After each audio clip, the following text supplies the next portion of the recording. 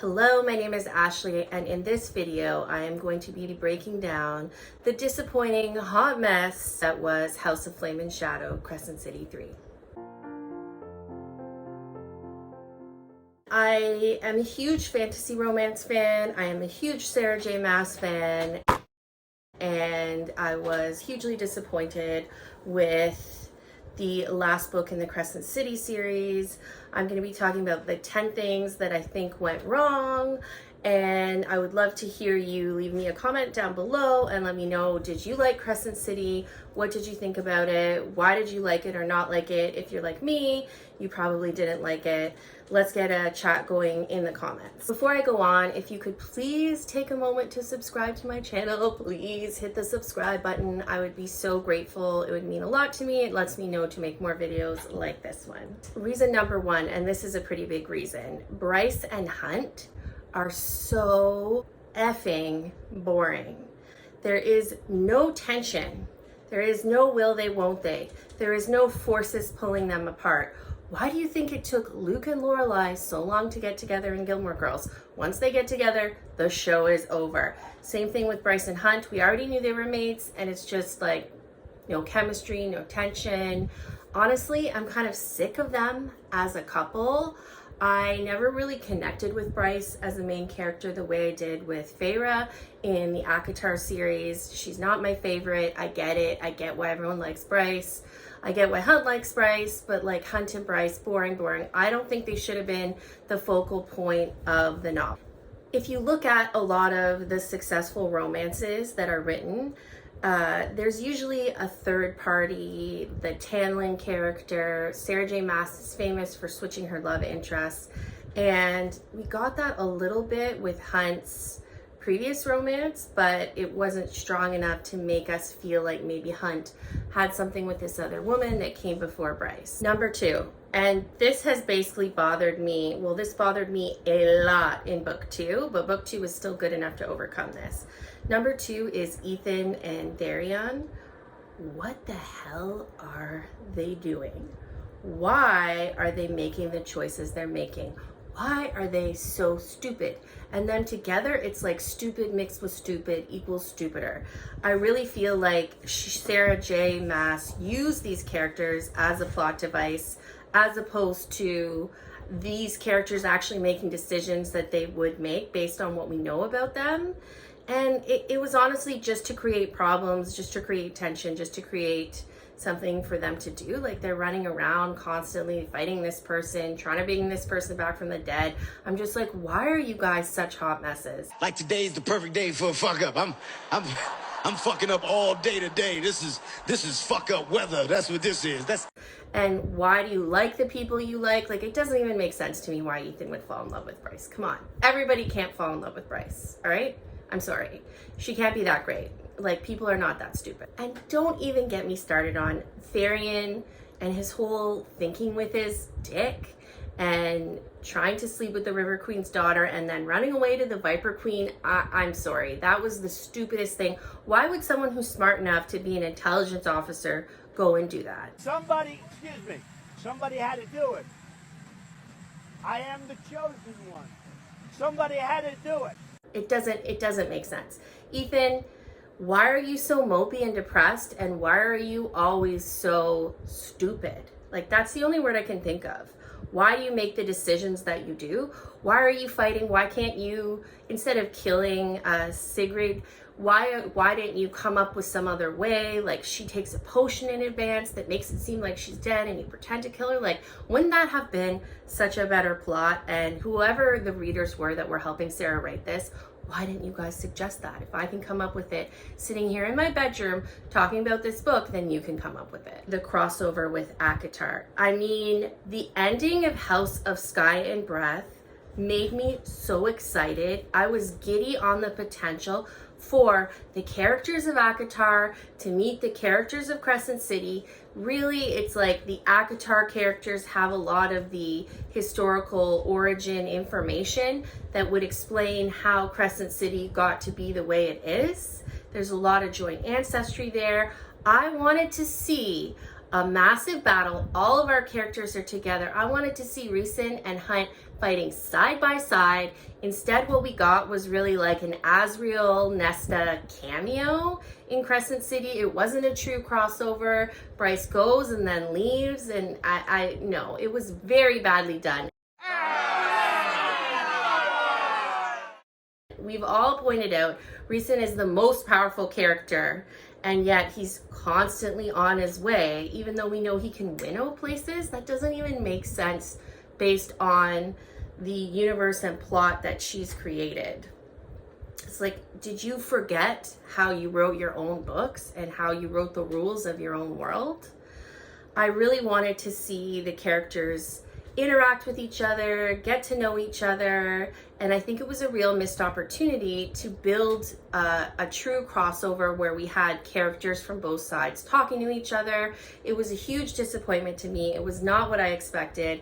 And as soon as Bryce left that world, and what I wanted was a lot more of the Crescent City folks to come into Prithian, and or vice versa, and we really didn't get that. And as soon as that happened, I just felt this deep sense of I've been let down. There's a lot of disappointment, and I couldn't get past it. It was such a wasted, missed opportunity, and it really brought me down and really lowered the quality of my overall reading experience of that book. Let's talk about Lidia and Rhun. In my opinion, Lidia and Rhun should have been the focal point of this book. They had an arc that actually spanned all 3 books. Really great character development, really great movement of starting in this situation. That's my dog back there.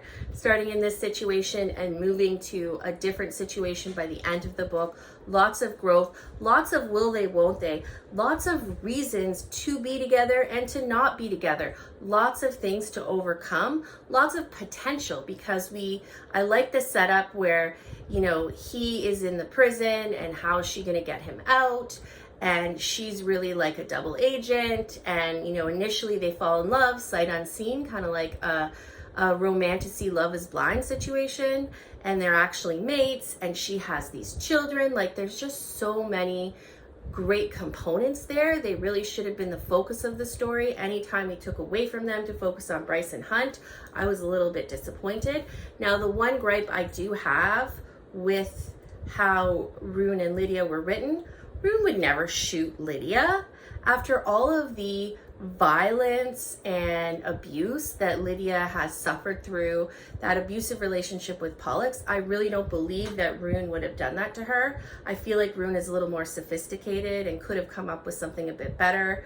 I also feel like I wanted more, you know, love scenes between the two of them. I wanted to spend less time with Therian and Ethan, the 2 biggest F-ups ever to exist in a romantasy series, and more time with Lidia and Rhun. I did like the development of Lydia's relationship with her sons, and I did like kind of, you know, the development of Rhun and Lydia's overall story together and how they came together.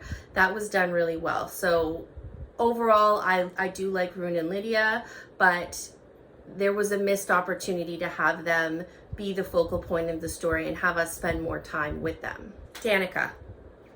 I love Danica. I love Danica and Bryce's friendship. I love Danica with the Hound, with Bastion. I think that there was a missed opportunity where Sarah J. Maas could have written some chapters, flashback, POV from Danica's perspective. A lot of the books were trying to figure out what was going on in Danica's mind.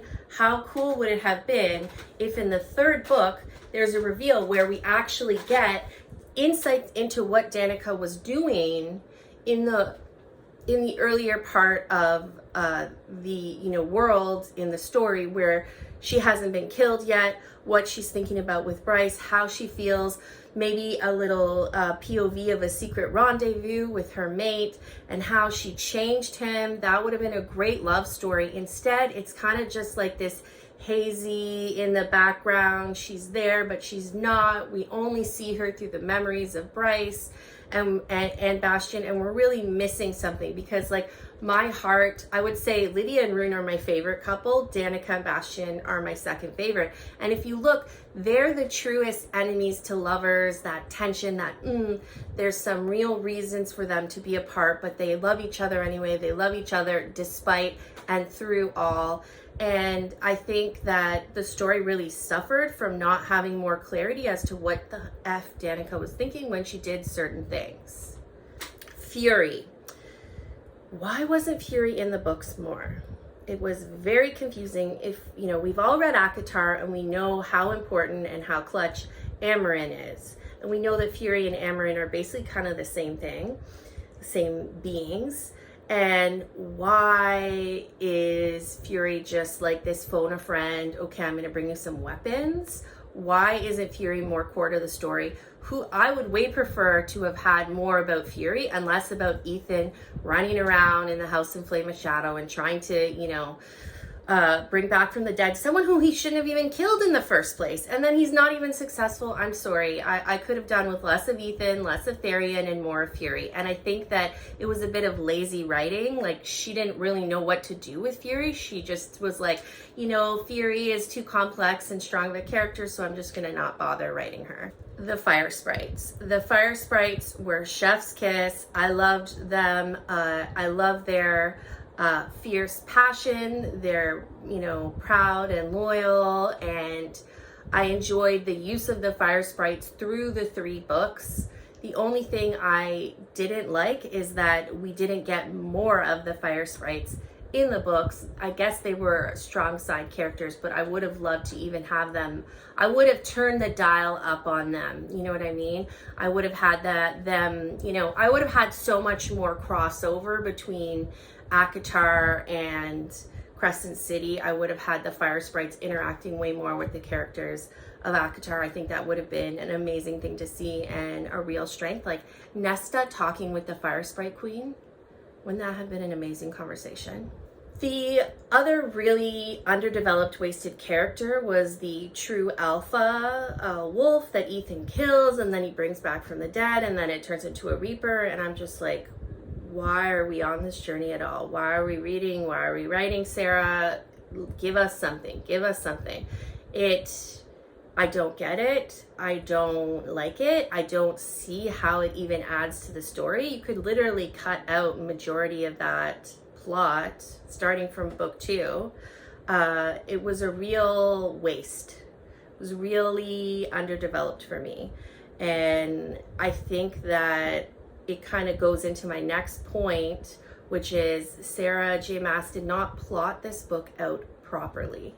We didn't have development and foreshadowing for some of the things that happened in book 3, like where Jezebel fits in. We didn't have a plotted out book where we felt like we were on a journey and we had that, oh my gosh, oh yeah, that's a great moment. I see now how this all fits together. Instead, we couldn't really enjoy how the characters were brought together all at the same place and time at the end because it wasn't a journey that made sense for each character's plot development. They were making decisions that didn't seem to be what they would have actually done. There was an inauthenticity, a forcedness, a messiness to the plot that just did not sit well with me, and I think did not sit well with a lot of readers. And it's so long, and there was such a reliance on info dumping that you sort of get fatigued as a reader. The info dumping that happened when Bryce was in the caves was by far one of the weakest points of the whole book. I do not know why Sarah J. Maas wrote that way. Is Thea good? Is she bad? We've got slaves, we got saviors. I feel like it was an overcomplicated mess of information. Like how long, like it was just, it should have been cut down. It should have had a simplicity. Like there's great stories out there that are just like good versus evil, light versus dark, and then let's move on from there. And I don't think that she was able to pull off the multidimensionality and complex history that she wanted to pull off.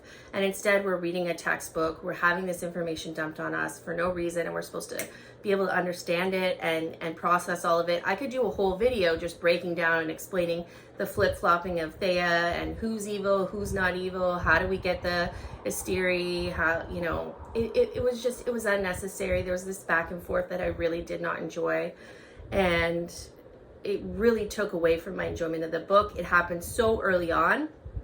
It was not a sophisticated reveal either. It was a very like blunt reveal. It's like, you know, here you found the secret book that has all the secrets in it, you know, and here you go, reader, here's everything you've been wanting to know and waiting on. And it was very unsophisticated. It was very junior. I'm surprised that a writer of Sarah J. Maas's popularity and caliber would write something that way. It was just so unsophisticated, and I was really disappointed. It really took the wind out of my sails and made me, you know, that was probably one of my biggest disappointments with the whole book. My first and largest being that there wasn't more of an actual crossover between my beloved Avatar characters and the characters of Crescent City. I saved this point to mention at the end, and it's very fitting because I'm actually talking about how bad the ending of the book was, how low the stakes were, how, like, it really wasn't enough of a battle for me. It wasn't enough of a, you know, like you watch or read or watched Lord of the Rings, and that last movie, or take Star Wars, and you have that third movie, you know, in the original trilogy when they're on that planet and they're either fighting with the Ewoks. Like, there has to be a certain climactic moment or turn, and maybe it's because she wants to write more books eventually, I don't know, but I am just feeling like there was a very big flop that we got, and I'm not sure what the point of this third book was supposed to even be. I don't feel like, you know, we went somewhere with it. If you look at the character development that Feyre goes through, that Nesta goes through, there's just like that heart and soul that you feel in those books that was really just so lacking. It felt like I was watching a bad lowest common denominator TV show, or like a bad overdone Marvel movie. I don't know what happened. What were the editors thinking? I don't know why I didn't feel any emotion the way I did, like in that first Crescent City book when Bryce is protecting the people of Asphodel Meadows, when her little Labena, I can't remember her name, her fire sprite friend, is standing up for Bryce and sacrificing herself. Like, you really feel something when Hunt is trying to get to Bryce, when you know, when Bryce makes the drop and all the power that had been put in there is coming to her, like, and Danica telling her to light it up. Like, it's just, there is emotion and genuine feelings and connection there that it's tapping into the universal human condition, and that was really missing. There was no heart in this book. There was no soul. It felt like it was just soulless and just meant to kind of take you on this journey for no reason. Just here's a giant book, give me your money. I'm not really gonna move you in any way. I'm just gonna be like, you know, writing this as a throwaway. And that's overall what I felt about Crescent City. Is I probably would have been happy if we ended it at book 2. Maybe the Asteri deserved to rule, you guys, if you're that one-dimensional. No, obviously not.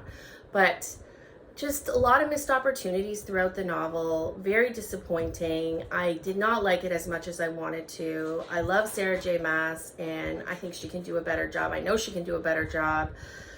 If you got to the end of this video, please leave me a crescent moon emoji. And if you could, put in the comments what book you are most excited to read this fall. I would love to know. Tell me what you think about Crescent City 3.